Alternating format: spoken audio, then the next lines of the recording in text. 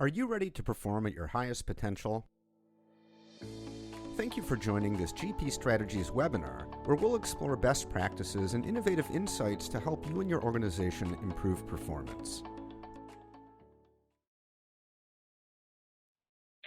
Well, hello everyone, and welcome to today's GP Strategies webinar. My name is Kayla Roth, Marketing Manager for GP Strategies, and I am happy to be your host for today's event. If you've joined us before, we are very glad to have you back. And if this is your first session with us, well, a big welcome goes out to you. We have a great discussion planned today. We'll be covering a deep dive into people analytics reporting. I would like to introduce you to today's presenter, Mike Hoekstra. Mike is a people analytics lead at GP Strategies. He guides HR teams on their people analytics journey with SAP SuccessFactors, People Analytics, and SAP Analytics Cloud. Mike has over 20 years of enterprise software and business intelligence experience, including the past 6+ years as a SuccessFactors reporting and analytics practitioner, implementer, and consultant. So with that, Mike, I am happy to have you with us today, and I will turn things over to you. Thanks so much, Kayla. Appreciate the introduction. Thanks everybody also for joining today, wherever you are. Hope everybody is staying healthy and staying safe. So as Kayla mentioned, I'm really happy to be here today. I'm certainly very passionate about people analytics and the SuccessFactors tools that are related to that. So let's go over the agenda as to what I'll be covering today. We'll talk a little bit about what people, kind of give you a definition of people analytics, and also talk about people analytics maturity. We'll talk about the SuccessFactors people analytics tool set and what that means and what that encompasses. Then we'll take a deeper dive into the new SuccessFactors people analytics tools, and especially focus on the tools that help you be more data-driven. And then, since these tools are relatively newly released, we'll talk about what next steps you can take to take advantage of those. So first thing, what is people analytics? And there are a number of definitions of people analytics and HR analytics and talent analytics out there. I like to kind of keep it simple and kind of focus on that. What's in the blue there is how I like to simply define it. People analytics is using your HR and talent data to generate strategic insights. And couple columns here, what it's less about and what it's more about. So what is it less about? It's less about using data to support HR operations, such as a detailed employee list. It's also less about a dashboard that provides basic stats, but is rarely interacted with. And I don't want to discount the importance of operational reporting. It certainly is important for every organization. But when you think about people analytics, I think it's more about what's on the right there. Providing data in a visual form that consumers can interact with. I think interacting with is a key point, and generate their own insights.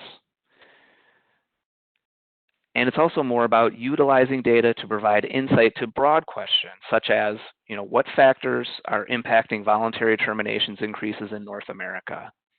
So you can imagine if you just kind of dumped out a spreadsheet with hundreds or thousands of rows of data and somebody wanted to answer that question, that'd be very difficult to do in an Excel spreadsheet. You really need something visual with data aggregated to help you answer that question. Or another kind of broad question, what is the effectiveness of our learning program? And I'm sure you can come up with, other questions like that aren't that easy to answer, like with one report or one chart. They're kind of broader questions that need some more analysis and might take some time to come up with some insights. Let's talk a little bit about people analytics maturity. So if you've been involved with people analytics for a while, there are certainly a number of different maturity models out there. And a lot of those models might have sort of a step-by-step increase. There might be 4 or 5 steps where you mature as you move onto these different steps. And those models are good. But lately I've been looking at it a little differently, not so much about, where are you progressing on some sort of stepwise path, but just looking at the different kind of components of people analytics maturity and looking at those individually and then thinking about where you are. So for example, in the 6 here on the slide, data governance, core infrastructure, team capabilities, alignment with the business, user engagement, and data culture. So as an example, you might be great at data governance, right? You might have super clean data, you know exactly how your data is updated, it's accessible. So that might be a strong point of yours, but then maybe alignment with the business is a weaker point. So as you evaluate and think about your organization's people analytics maturity, think about these different components and then think about where you can put some effort into improving one or more of the components. And specifically today, I'm going to focus on user engagement and data culture. So specifically, like user engagement, what do I think of that? You know, I think as companies mature, that means more and more users are using your HR data or people analytics, and this includes employees inside and outside of HR. And data culture is another one. You know, when I think of data culture, I think, is there sort of this expectation in your organization that when you are, whether it's your day-to-day processes or maybe deciding on a strategic initiative, are you using data to help you make those decisions? And so, you know, a strong data culture would ensure, like, it would force you to do that. And so these two, user engagement, data culture, we're going to think about those a little bit, and that's to me kind of help, you know, almost define like how data-driven your HR organization is. And then we're going to look at tools, how the new SuccessFactors people analytics tools help you with that. Okay, a little bit more detail. This is research from Deloitte. What do organizations with mature people analytics functions have? So mature organizations are 3 times more likely to have strong partnerships with business units and corporate functions. They're also 3 times more likely to embed people analytics in business decisions. So I think those first two especially, you know, as you think about your people analytics program, a good goal for many, I think most organizations should be, are we using our people analytics data to help the business and influence the greater business as a whole, you know, to make business decisions, not just HR decisions. And the third bullet, mature organizations are 3 times more likely to have an organizational culture of data-driven decision-making. So that ties right back into what we were just talking on the previous slide. So let's shift from general people analytics to SuccessFactors people analytics. If you were at Success Connect last year, you know, this was kind of a big announcement that the new sort of people analytics branding and tools would be coming from SuccessFactors. So here's kind of what that means. So first is reporting, or the report story is the new functionality. So this was called Embedded Edition for a while. They've changed the branding a little bit. But basically, the report story is the new functionality that utilizes SAP Analytics Cloud visualization tools. So these tools are embedded directly in SuccessFactors, and it uses your SuccessFactors transactional data directly to build reports and charts and dashboards. And this is the eventual replacement for the existing operational reporting tools, which I'm sure probably most of you are using today.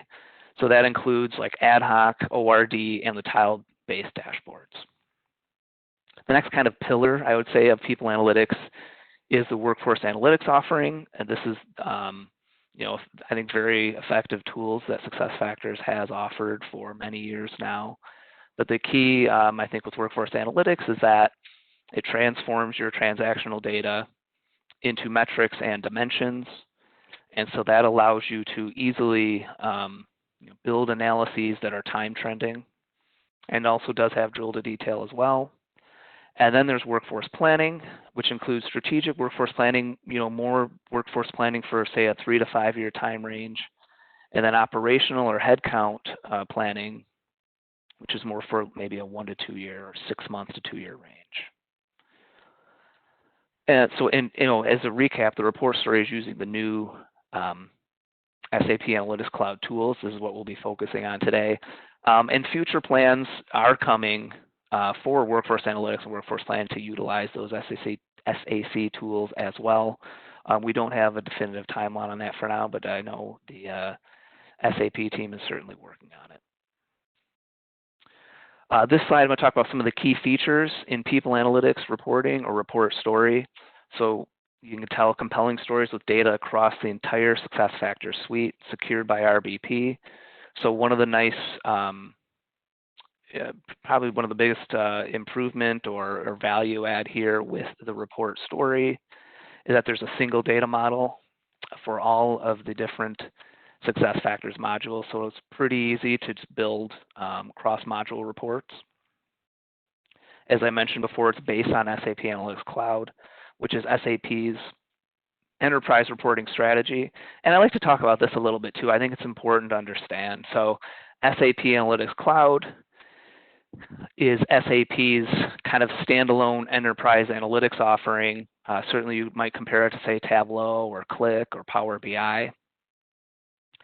And their vision here, or their strategy, what they're implementing is that they're taking these tools and embedding them in a lot of their other cloud offerings. So that includes SuccessFactors, that includes Fieldglass, S4HANA, Concur, etc. So I think it's a really good strategy, right? So you've got sort of the continued innovation will be in SAC, and then those innovations, will continue to come down to the other applications, the other cloud applications as well. So I think that's just worth thinking about. Sometimes people say, "Oh, this is a new tool. Is it going to be around? What's its longevity?" And I feel pretty confident saying that this one should be around for a while and continue to be enhanced for the long term. More visualization options, custom calculations, and dynamic filtering. Certainly a lot of enhancements compared to the existing reporting tools. Fourth bullet there, I'll talk about this. I've already mentioned this a couple times, interactive, right? So end users can open up a report or a dashboard and not just see it. They can interact with it. They can change filters. They can drill in. So it really gives them the ability to explore the data and really, answer, think about those questions they want to answer. They hopefully can go in here and not be super technical, but still be able to dive in and understand, dig into the detail to understand what they want to know. There is support for custom fields and MDF objects. And we, GP Strategies, of course, we have a long history of expertise in SuccessFactors implementation, so we certainly have prepackaged content that you can get from us. Okay, so let's talk. I've already kind of previewed this a little bit, but let's talk a little bit more about data-driven, about being data-driven. What does being data-driven for HR mean? So as we talked a little bit earlier, most organizations are creating at least some level of HR operational reporting, but what does it really mean to be truly data-driven? So here are some points that I think about. Data is used at all levels of the HR organization. All employees have basic data literacy skills. Of course, this is, I think, that's an expectation probably across, your entire organization, inside and outside of HR as well, right? If there's been a sort of dominant trend in the last 10 years in all of business, I think it's, the availability and the usage of data in business. Third one there, data is regularly used in day-to-day work and not just for special projects. And again, I've touched on this last one a little bit too. HR data is used inside and outside of HR. So next what I want to do is take a look at some of the features in the People Analytics report story that can help you improve your organization to be more data-driven. So first one, and I'll do a little bit of a demo, but first one I just want to talk about is role-based permissions. And you might first see this and think, well, what does this have to do with reporting? I think it's always important to remember that the RBP that you have set up, or if you're in a new implementation that you are setting up, will flow through to these reports and dashboards that you're creating. So, when you set up, for example, if you've set up your HR business partner to see only a certain function or a certain region, what you set up in the role-based permissions functionality will flow through to reporting, and they'll only see that data. So if they only can see employees in Canada, they'll only see those Canadian employees in the report. Similarly, works similarly, of course, for people outside of HR as well. So say you have an IT director that only sees the people that report up to them within IT, those same people will be shown on the report. So you certainly, on your report or the dashboard that you're creating. So certainly that gives you a lot of flexibility in terms of you may create a dashboard. You may initially think, well, this is for our HR business partners, but we also think, right, our other people outside of HR could get value out of this. And so you're able to share that with a number of different people and different audiences and different roles. So I always like to mention that one as a good one. So let me pause here, and I am going to go ahead and share my screen.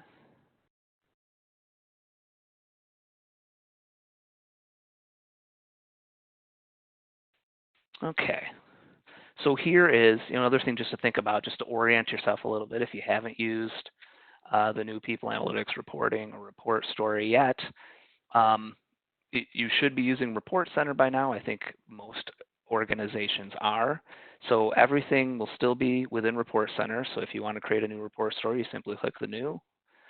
And when you share it, right, all your users will come to Report Center to access those reports. So the nice thing is no change there as to how people interact with your reports. I'm going to go into this pre-created series of dashboards that we've created here. So the first thing I want to show you, first of all, just, I think just looking at this dashboard in general, this is something that you can't create with today's tools. So I think what's really nice about this is you can put in a blend of visuals, text, and a common dashboard often has kind of big old numbers at the top, and then you drill into detail with additional charts and visualizations within it. Certainly have the flexibility to build it however you want, but I think this is, just to start, it's just worth saying that this is certainly something that you're not able to build very easily today. But let's dive a little more into the features that I think especially help you be data-driven. And the persona I like to think of in this scenario is you've shared this with some end user. Maybe it's somebody in HR. Maybe it's that IT director that we talked about earlier. And they'll look at this and say, okay, this is interesting. I mean, we've got 887 people. Let's just say this is IT, but I want to dig into a little more detail. So the first, I think, feature to look at, and if you've used like Tableau or Power BI, this is a pretty common feature and a relatively simple feature, but I think it's an important one. So first of all, you can create these filters on one or more dimensions. So in this example, we've got legal entity, and so we've got this one set up to be a multi-select. So you can choose one or more, or unchoose these legal entities, and then the dashboard will refresh. And similarly here for employee type, we've chosen it just to be a single selection. So in this case right now it's all, but if I change this just to hourly rate and staff, again the dashboard will refresh.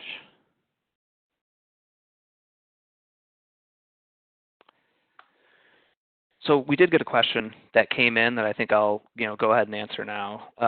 So in learning, the question is, we have union concerns about viewing comments and learning evaluations. Can we limit fields and who sees what in using this reporting tool? So good question, and it's worth noting that while most modules are currently available, learning is not yet available in People Analytics Report Story. The target for that is 2021, so I know they're working on it. But so as to your question, yeah, I can't really answer that yet. But I mean, certainly if you create a report, if you create a report and don't include the comments, you certainly could get at it that way. That being said, I suspect also though that, and I'm not a learning expert, and of course I know I have colleagues that could answer this better than I can perhaps, but If there is a way within learning to set up something similar to role-based permissions where you don't allow access to that comments field, that would be another way to do it. But certainly, I think we can wait really to definitively answer that question. I think we'll wait till that learning becomes available in People Analytics Report Story, which, as I mentioned, would be, we don't have a definitive date yet. The target of that is 2021. So I hope that answers your question. So back to the demo here. So as you can see, we've changed. Now your end user has said, "Hey, I just wanted to look at hourly," and so now this has changed, and maybe your end user has gotten some interesting insight here, and you can see, he or she did it relatively quickly, and right, you didn't have to go create a whole new dashboard or analyses for this end user. They're able to just do it on their own with some pretty intuitive filters. So hopefully that's should be pretty straightforward for an average user who uses websites to see this is exactly what you need to do, right? Nothing's hidden in a menu or like somewhere you have to click to get to it. It's right there on the screen. And of course, you can add other dimensions as well as desired. So the next feature I want to look at is called linked analysis. And so here is another dashboard that we've created. And what is neat about linked analysis is that you see we don't have filters here, but how this could be used. Let's say that your end user is taking a look at this chart of top 10 countries by head count, and they say, "Oh, wow, Germany, and we know this used to be, I'm surprised to see this low in head count," right? And this is maybe a bit of a corny example, but it's going to demonstrate the functionality. So if we click on Best Run Germany here, you can see that this bar is now highlighted, and these pie charts over here have been updated. So now you see the breakdown of reg versus temp for Germany and for headcount by gender. So you see that breakdown in Germany. And the other, I think, feature I like to talk about too is that you can, while you're looking at these dashboards, you can add, this detailed report as well. And so, the way we have this set up, this also has been filtered down just to be Germany. So if there's, some anomaly they see, they're like, this is interesting about Germany, something doesn't seem right here, they can take a look at this chart and then, take a look to confirm if somebody's missing here or what might be going on with the staff in Germany. So that's linked analysis, kind of in conjunction here with just putting a detailed report on the page. And again, pretty easy, pretty intuitive to use, in my opinion. The next feature that I want to take a look at is, and I'm just going to reset these filters.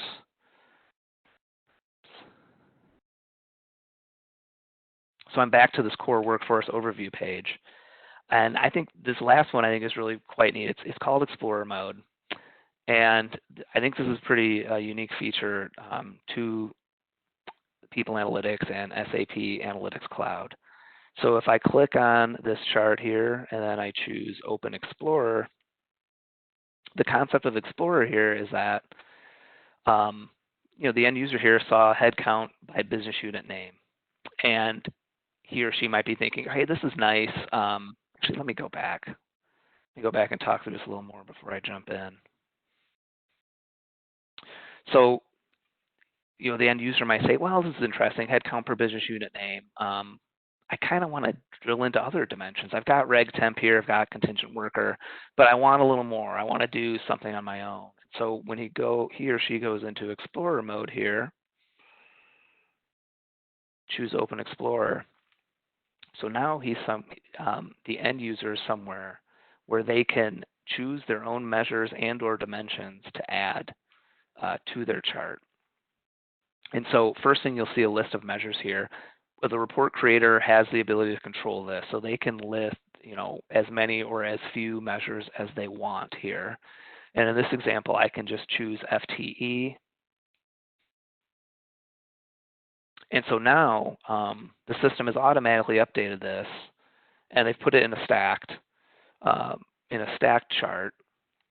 And so now it's just headcount and FTE is shown. Now, my personal preference is I don't love stacked bar charts, to be honest with you, since it's sometimes a little difficult to kind of compare, an example, this kind of darker blue to this darker blue. But, so you can also change it to just a regular bar chart. So now, just like that, we've got headcount and FTE still broken down by business unit, but we've got them in bars next to each other. So you can see the difference between headcount and FTE for corporate products and sales. So that's adding a measure. I'll unclick FTE just to simplify it back to count. The end user also has the option to bring in additional dimensions. And so again, the report creator, has the ability to, really has the ability to just turn on or off Explorer mode. But they also have the ability here to show or hide, allow these different dimensions to show up here. So the end user could choose employment status. How about legal entity, although we had that on the dashboard, and reg temp. So now the end user has these other dimensions that they can add. So let's say, okay, I've got headcount by business unit. I'm curious to see what's our reg temp breakdown for each of those business units.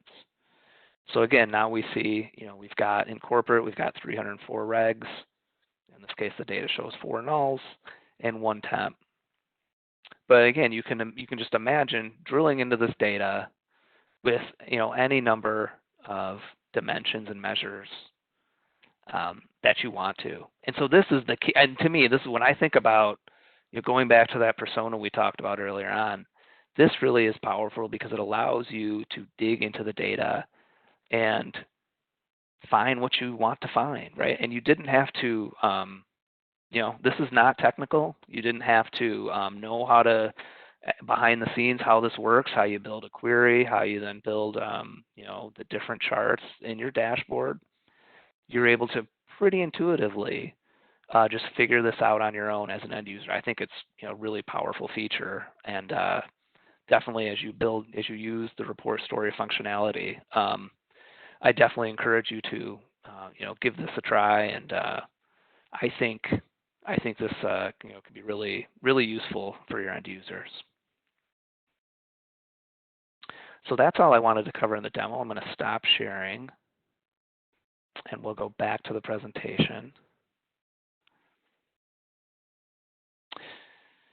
So also, as I go back to the presentation, I do see another question. Is or will onboarding 1.0 be available? My understanding, I do not believe 1.0 will be available. I don't believe that's in the roadmap, but onboarding 2.0 is. So it looks like those are all the questions we have for now. So in the slides here, I do have just kind of an overview of the functionality that I covered in the demo. So I'm going to skip through that. And so let's talk now about what are your next steps. So the report story is available in all instances, in all preview instances, and it will be rolled out to, it's in many production instances right now, and it will be available in all production instances by early August. So we're just a couple weeks away of it being available in all production instances. So let's see, what can you do what can you do to succeed with people analytics reporting?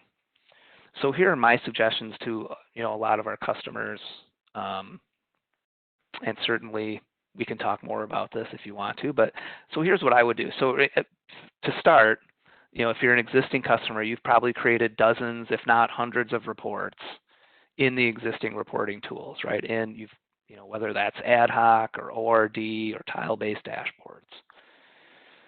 And your, other users have maybe created them as well.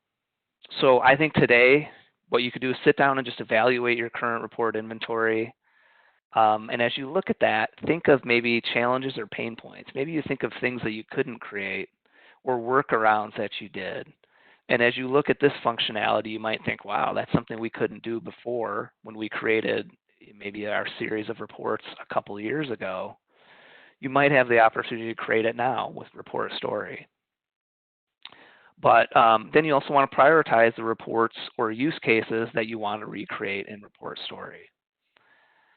And then later in 2020, you can certainly enable it. Maybe you want to start in preview and explore the tools, maybe take a training course, and then of course create new stories. So, and you know, one thing you might be saying in the slide, well, wait, if the report story is going to replace our existing tools, do I need to start creating new reports now? So my answer to most customers is I don't believe you have to in the next 6 months. You know, as I think of like the phase out strategy from SAP, there's not really a defined one at this moment, but I do think from ideas that they've kind of floated in the past, I think they'll be, I would say, generous and reasonable as to how soon you will need to kind of move your reports or stop using the existing legacy tools. But you know, we're looking at years. So that's why when I put together this slide, I'm not saying, you know, that you need to convert all of your reports by the end of 2020. I think you definitely have time to do that. I mean, of course, you could start now if you wanted, but I think you know, for most customers, and everyone's different, but I think for most customers, you do have some time to get to know the tools a little bit, and then, you know, think about that sort of strategy as to how you want to move forward, right? You may say, you know, in the short term, hey, the reports, I'm happy with the reports as they're running now that I've created an ORD. I don't need to recreate them right now, but maybe there's this other report or dashboard that I didn't create, and maybe that's what I want to use the new People Analytics report story for. So those are, I think the conversations you want to think about, you know, you know, there are a number of different variables and factors that's different for every customer. So I think those are kind of where I would say to start to think about. And of course, we can help you, you know, as you think about this. So how can we help? We can enable People Analytics embedded. It's actually Report Story now. I need to update the slide. There are also, we didn't talk about this, but authentication services are a prerequisite to using People Analytics Report Story, so we can help you do that. Of course, we have the expertise to provide report story training. Also gap analysis support, you know, talked about this a little bit on the previous slide, but if customers organize their existing reports, think about what they want to migrate, we can help you kind of decide how to best create these in People Analytics reporting. And of course, if needed, we can assist you in building your new reports and stories in SuccessFactors People Analytics.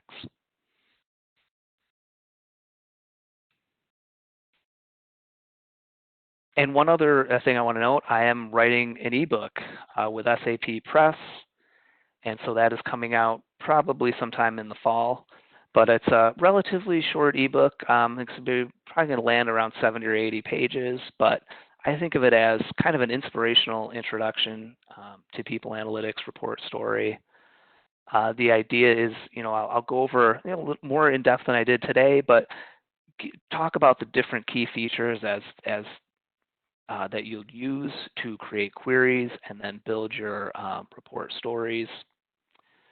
And it's not intended to be like a full technical guide, but, you know, I create some sample dashboards in there and, you know, hopefully kind of give you an inspiration to show you what the tools can do. So look for that from SAP Press later in the fall.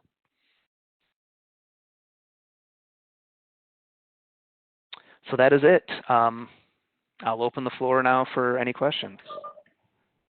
Yeah, thanks, Mike, for the great discussion. We have a decent amount of time left, so just as a reminder, if you have a question, be sure to enter it into the chat or the Q&A module at this time.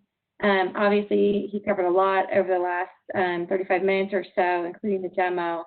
So there's a lot more information that could be discussed, and so I want to make sure that you know that you can continue the conversation with Mike beyond today's session. Go ahead and flip it to that last slide. Actually, no, I don't think that your contact info is in here. I'm sorry I didn't put that in there.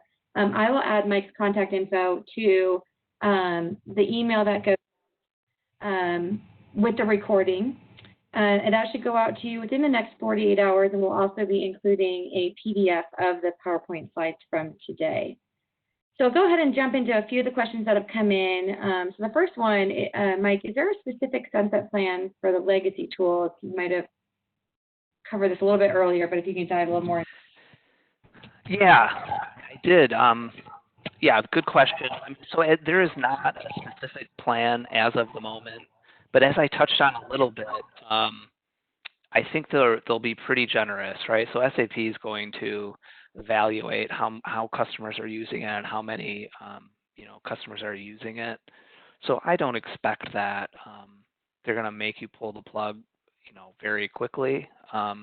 They had, as I kind of referenced a little bit in the earlier during the presentation, in the past they kind of floated a proposed or a suggested potential. You notice a lot of modifiers. I'm hedging a lot here. Like a potential sunset, but I thought it was pretty reasonable. And they've kind of even said, hey, we're going to go probably do that. Like for example, it was after a year of general availability, you might not be able to edit your existing legacy reports, but you could still run them. And then after 2 years, you would not be able to create. You would not. Or sorry, it was after 1 year you couldn't create new legacy. After 2 years you couldn't edit your existing, but you could still run these. And then after 3 years you couldn't even run your legacy reports. So while that's not the official timeline, I think that's something reasonable that they're considering. So I think that you have time to kind of ease into the new people analytics functionality. That being said, there's certainly, I think as we showed today, certainly has features that are not available in the legacy tools. So I certainly encourage you to look into it. Perfect, thank you. And then how complex or difficult is it to learn the report story creation?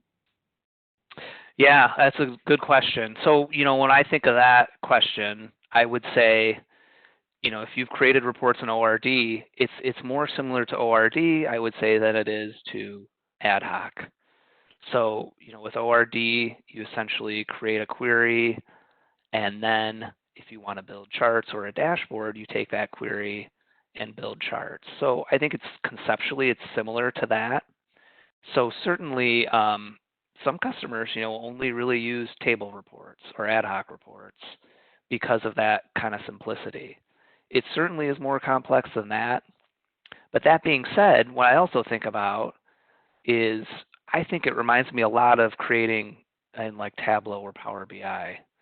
So, a lot of people have experience in that. So perhaps if you have experience in that in your organization, you will probably find it, I think, similar to creating dashboards in Tableau. Hope that helps. Yes, thank you. Well, I'm going to go ahead and start wrapping things up. I do want to say thank you, Mike, for being today's speaker, and thank you to everyone who attended for your time and attention. I do hope that you'll join us again for future webinars. The registration for these is available on our webinar page at gpstrategies.com. I wish everyone a wonderful and productive rest of your day. And hey, Kayla, I'm sorry to cut you off. Yes. I was just looking at the chat, and I did see a couple more questions. Yes, sorry if I missed those. But yes, go ahead and dive in if you see another one I missed. Yeah, so a couple questions. Actually, if Tom, you asked a few. So when is EC payroll plan to be supported? We don't have a date on that, but I think 2021 is the target. But certainly, SAP, I'll be monitoring that. GP Strategies as a whole will certainly be monitoring that. So if you keep in touch with us, we will, keep you updated on that. Next one, also from Tom, when is WFA on SAC going to be GA? So that is, SAP announced a couple weeks ago that they've kind of put WFA, Workforce Analytics and Workforce Planning on SAC kind of on pause. So we don't know when that will be available, but certainly they're working on it and considering how they want to build that out with those SAC tools. EC payroll, I'd answered the EC payroll one. Okay, it looks like your questions maybe got duplicated. No problem. So Tom, hopefully that's helpful. And I thought I saw one more. Hold on a second in the chat. Try to open it.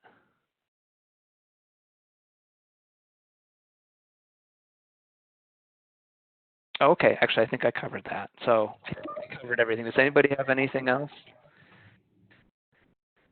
And Mike, we can also leave this open. So, we're more than happy. I'm more than happy to leave this open if folks want to keep putting in questions. If you do have to drop off, then we certainly address them and follow up with you on any questions that come in after we end the meeting. So far, doesn't look like any have come in. Again, I'll leave this up for about 5 minutes or so, but I want to thank you all again for your time and attention, and we do hope you'll join us again for future sessions. Thanks, everyone.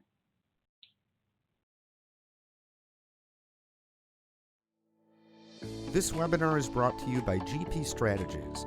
Together we can create a world where business excellence makes possibilities achievable. You can access more webinars or download additional resources at gpstrategies.com/resources-library.